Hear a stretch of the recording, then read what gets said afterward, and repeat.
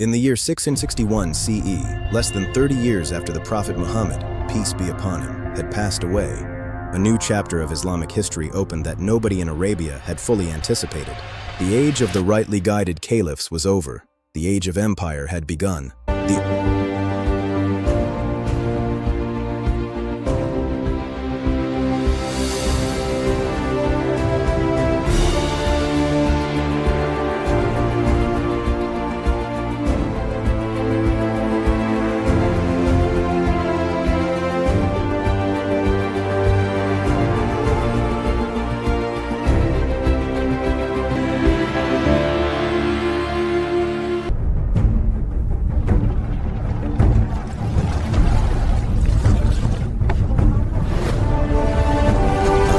The Umayyad Caliphate did not emerge gently. It was born from one of the most painful fractures in Islamic history, the First Civil War, the conflict between Ali ibn Abi Talib and Muawiyah ibn Abi Sufyan that would leave wounds in the Muslim community that have never fully healed.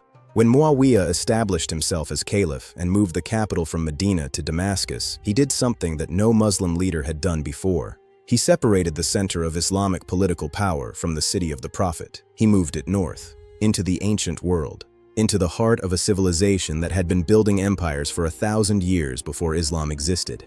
Damascus was not a random choice, it was a statement. Damascus was a city of marble and administration, of trade routes and military roads, of bureaucratic tradition inherited from Byzantium.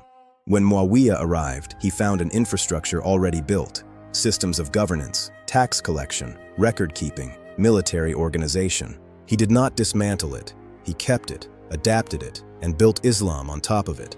He retained Christian and Jewish administrators who knew how to run the machinery of a state. He adopted Byzantine and Sassanid models of court protocol, royal ceremony, and centralized authority. His critics within the Muslim community were appalled. They called it kingship, they called it un-Islamic. They were not entirely wrong, but they also could not deny what it produced. Under Muawiyah and the dynasty he founded, the Islamic world expanded at a pace that has no parallel in human history. Within 90 years of the Hijrah, within a single human lifetime, the Umayyad Caliphate stretched from the Atlantic coast of Spain and Portugal in the west to the borders of China and India in the east. An empire covering over 5 million square miles. An empire governing more people than Rome at its peak. An empire built not over centuries, but over decades. To understand how this happened, you have to understand what the Umayyads inherited and what they added to it.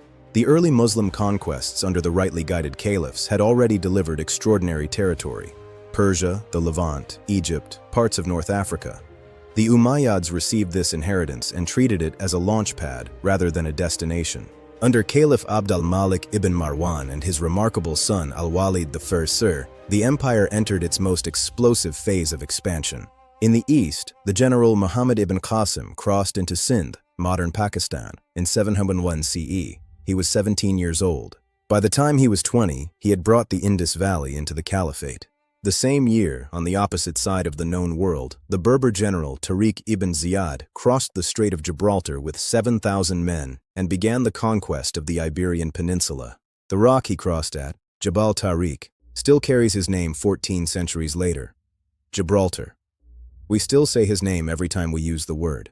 Within 7 years, nearly the entire Iberian Peninsula was under Umayyad control. The Visigoths, who had ruled it for centuries, collapsed with a speed that stunned Europe. The Umayyad advance into Western Europe was only halted at the Battle of Tours in 732 CE when Charles Martel, the Frankish ruler, stopped the Muslim army in central France. Had that battle gone differently, the map of Europe, the map of Western civilization itself, would look nothing like it does today. This is the scale at which the Umayyads were operating. Not regional power, not local influence. A genuine attempt to bring the entire known world under a single administration. The Umayyads built their empire on 3 foundations. The first was military. They maintained a professional standing army, the first in Islamic history, paid from the treasury rather than from war spoils alone.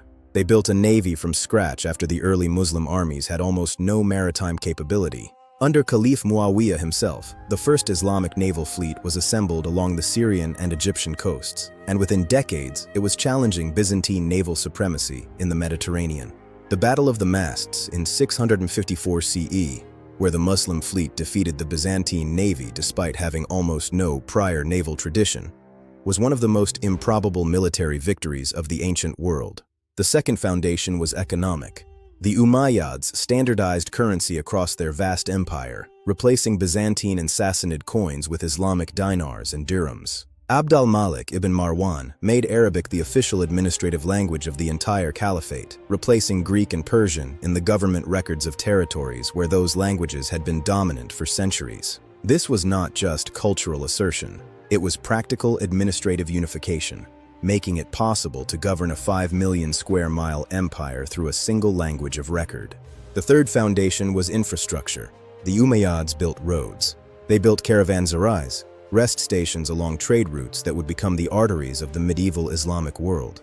They built mosques not as religious gestures alone, but as statements of presence, of permanence, of civilizational intention. The Dome of the Rock in Jerusalem, completed in 691 CE under al-Malik, was the first great monument of Islamic architecture.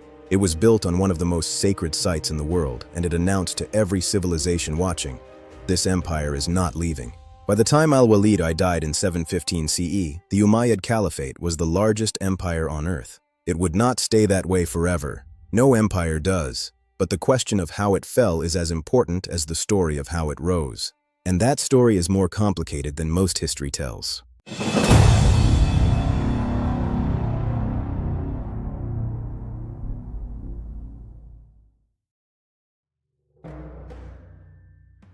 Every empire carries within it the seeds of its own undoing. The Umayyads planted theirs early and watered them carefully, often without realizing what they were growing.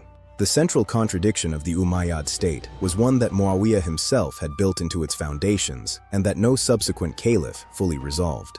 Islam, as delivered by the Prophet, peace be upon him, was radically egalitarian.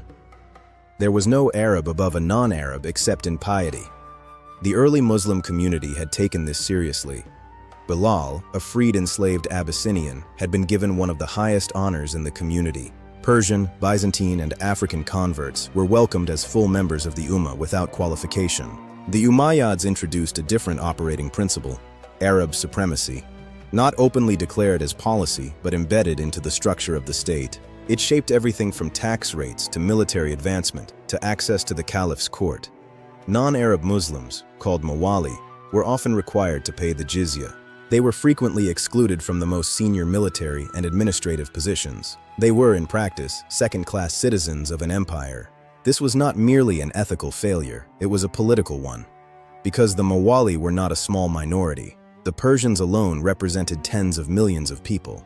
They expected the equality their new faith promised. What they received instead was Arab governance with Islamic branding. The resentment built slowly then, all at once. Beyond the Mawali question, the Umayyads faced a challenge that every dynasty built on conquest eventually encounters.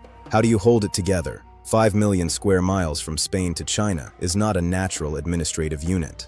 It is a collection of wildly different peoples. The Umayyad answer was centralization. Everything flows through Damascus. Every province sends its revenue to the center. This worked when the caliphs were strong. When they were weak, and several of the later Umayyad caliphs were catastrophically weak, the whole structure strained. The later Umayyad period produced caliphs who were more interested in their palaces in the Syrian desert than in the affairs of an empire. The desert castles are extraordinary monuments to Umayyad artistic achievement, covered in frescoes and mosaics that drew freely from Byzantine and Persian artistic traditions, showing hunting scenes, musicians, bathing figures, images of earthly pleasure that were worlds away from the austere piety of Medina. The religious establishment was horrified. The provincial populations were losing patience. And in the east, in the province of Khorasan, in what is now eastern Iran and Central Asia, something was organizing.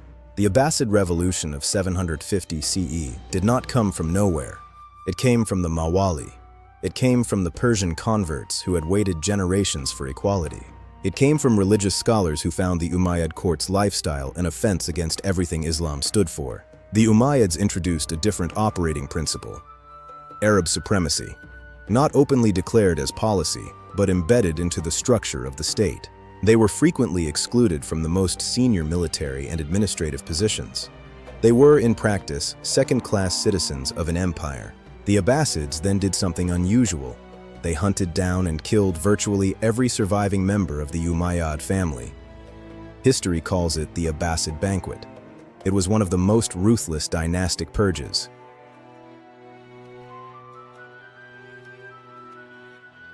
One prince survived. Abd al-Rahman ibn Muawiyah, a grandson of the Caliph Hisham, escaped the massacre as a teenager and fled west across North Africa. Crossing into Spain in 756 CE, he rallied the Umayyad loyalists there, defeated the existing governor, and established an independent emirate at Córdoba. This would eventually become the Umayyad Caliphate of Al-Andalus, the Umayyad dynasty's second act, lasting another 2.5 centuries. The Córdoba Caliphate at its peak was the most advanced society in Western Europe. Its capital had running water, street lighting, public baths, libraries holding hundreds of thousands of volumes at a time when the largest library in Christian Europe held perhaps a few hundred manuscripts. Its scholars, Muslim, Christian, and Jewish, working alongside each other, they transmitted the knowledge of ancient Greece back to a Europe that had forgotten it. The Renaissance was fertilized by the discoveries of Andalusian scholars.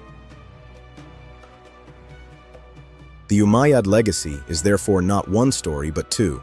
In the East, a dynasty whose compromises ultimately produced a revolution. In the West, a dynasty reborn in exile.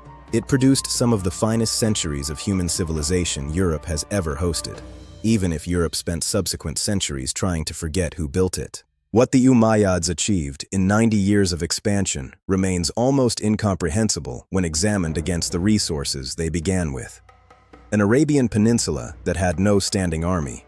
Within a single lifetime, they were minting coins in Spain, building mosques in Central Asia, governing India, and corresponding with Tang dynasty China. The Umayyads were not perfect. Their Arab supremacism contradicted the faith that gave them their mandate and ultimately destroyed their dynasty.